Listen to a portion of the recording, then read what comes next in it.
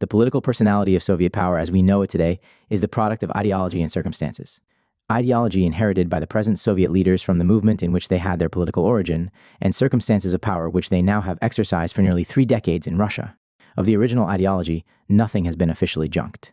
Belief is maintained in the basic badness of capitalism, in the inevitability of its destruction, in the obligation of the proletariat to assist in that destruction and to take power into its own hands. But stress has come to be laid primarily on those concepts which relate most specifically to the Soviet regime itself, to its position as the sole truly socialist regime in a dark and misguided world, and to the relationships of power within it. The first of these concepts is that of the innate antagonism between capitalism and socialism. We have seen how deeply that concept has become embedded in foundations of Soviet power.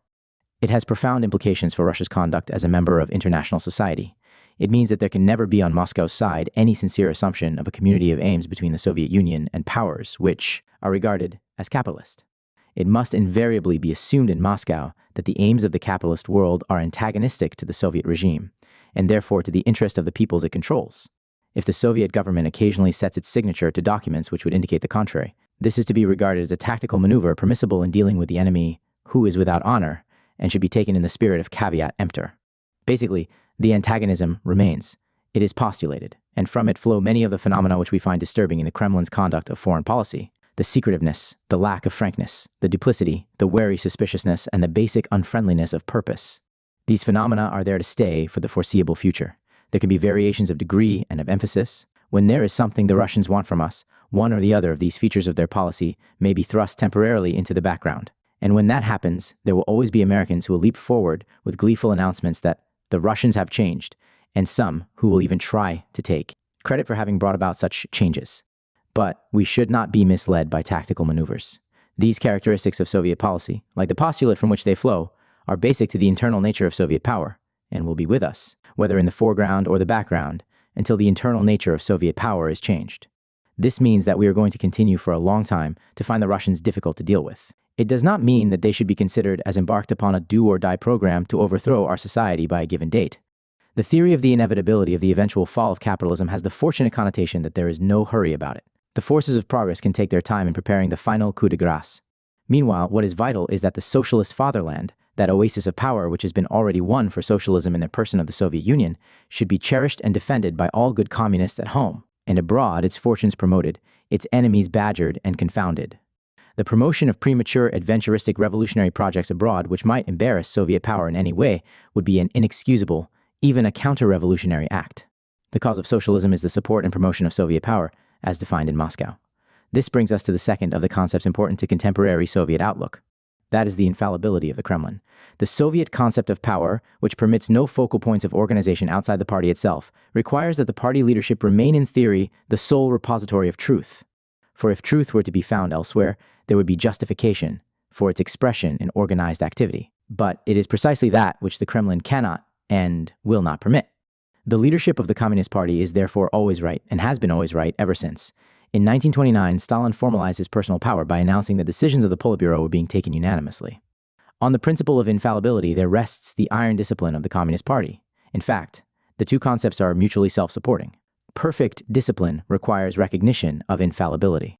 Infallibility requires the observance of discipline.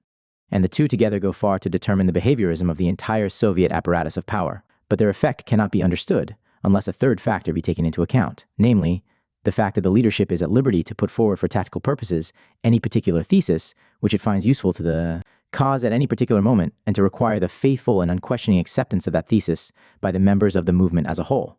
This means that truth is not a constant, but is actually created for all intents and purposes by the Soviet leaders themselves. It may vary from week to week, from month to month. It is nothing absolute and immutable, nothing which flows from objective reality. It is only the most recent manifestation of the wisdom of those in whom the ultimate wisdom is supposed to reside, because they represent the logic of history. The accumulative effect of these factors is to give to the whole subordinate apparatus of Soviet power an unshakable stubbornness and steadfastness in its orientation. This orientation can be changed at will by the Kremlin, but by no other power. Once a given party line has been laid down on a given issue of current policy, the whole Soviet governmental machine, including the mechanism of diplomacy, moves inexorably along the prescribed path, like a persistent toy automobile wound up and headed in a given direction, stopping only when it meets with some unanswerable force. The individuals who are the components of this machine are, unamenable to argument or reason which comes to them from outside sources. Since there can be no appeal to common purposes, there can be no appeal to common mental approaches. For this reason, facts speak louder than words to the ears of the Kremlin, and words carry the greatest weight when they have the ring of reflecting, or being backed up by, facts of unchallengeable validity. Thus, the Kremlin has no compunction about retreating in the face of superior force, and being under the compulsion of no timetable, it does not get panicky under the necessity for such retreat. Its political action is a fluid stream which moves constantly, wherever it is permitted to move, toward a given goal. Its main concern is to make sure that it has filled every nook and cranny available to it in the basin of world power. But if it finds unassailable barriers in its path, it accepts these philosophically and accommodates itself to them. The main thing is that there should always be pressure, unceasing constant pressure, toward the desired goal.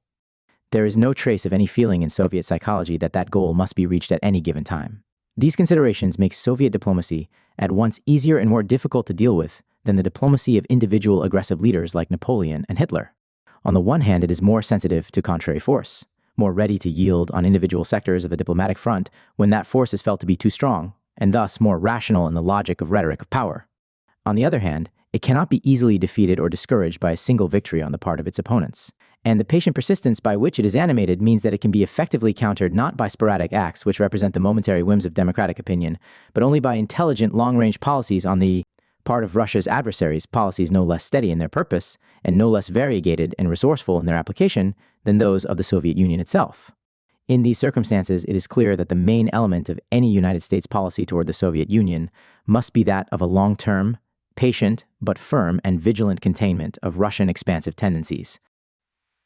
It is important to note, however, that such a policy has nothing to do with outward histrionics, with threats or blustering or superfluous gestures of outward toughness. While the Kremlin is basically flexible in its reaction to political realities, it is by no means unamenable to considerations of prestige. Like almost any other government, it can be placed by tactless and threatening gestures in a position where it cannot afford to yield, even though this might be dictated by its sense of realism. The Russian leaders are keen judges of human psychology, and as such, they are highly conscious that loss of temper and of self-control is never a source of strength in political affairs.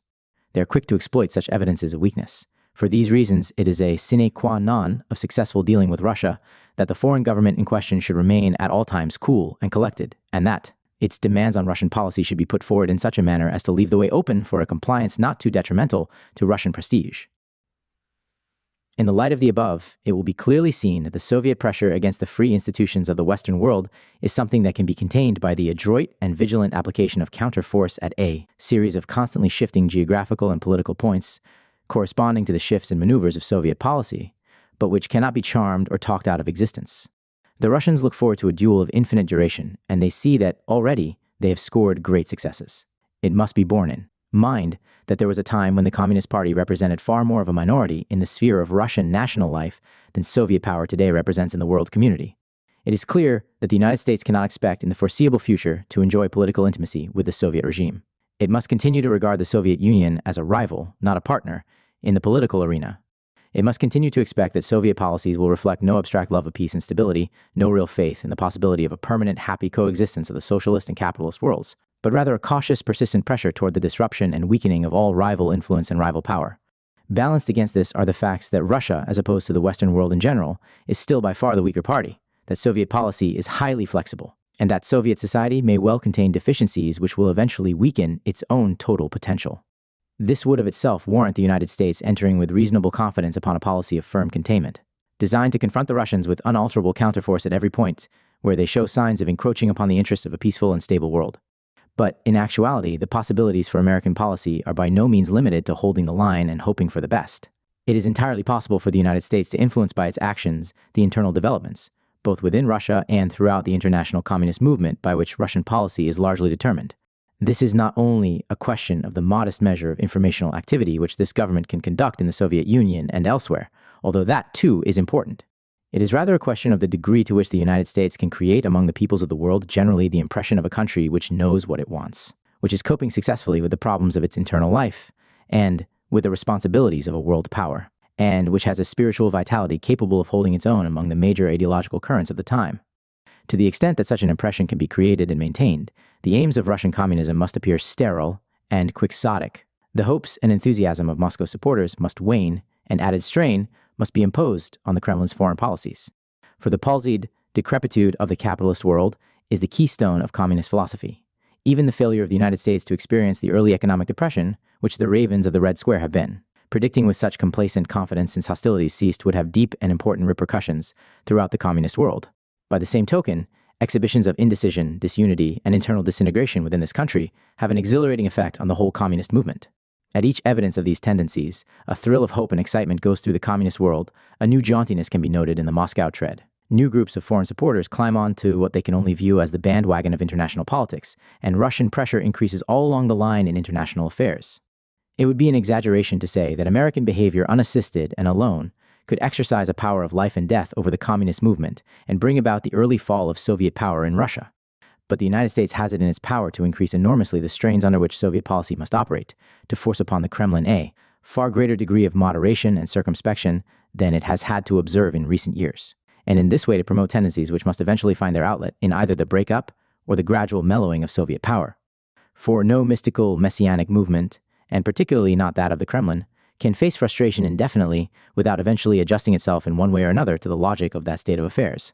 Thus, the decision will really fall in large measure in this country itself. The issue of Soviet-American relations is in essence a test of the overall worth of the United States as a nation among nations. To avoid destruction, the United States need only measure up to its own best traditions and prove itself worthy of preservation as a great nation. Surely, there was never a fairer test of national quality than this. In the light of these circumstances, the thoughtful observer of Russian-American relations will find no cause for complaint in the Kremlin's challenge to American society. He will rather experience a certain gratitude to a providence which, by providing the American people with this implacable challenge, has made their entire security as a nation dependent on their pulling themselves together and accepting the responsibilities of moral and political leadership that history plainly intended them to bear.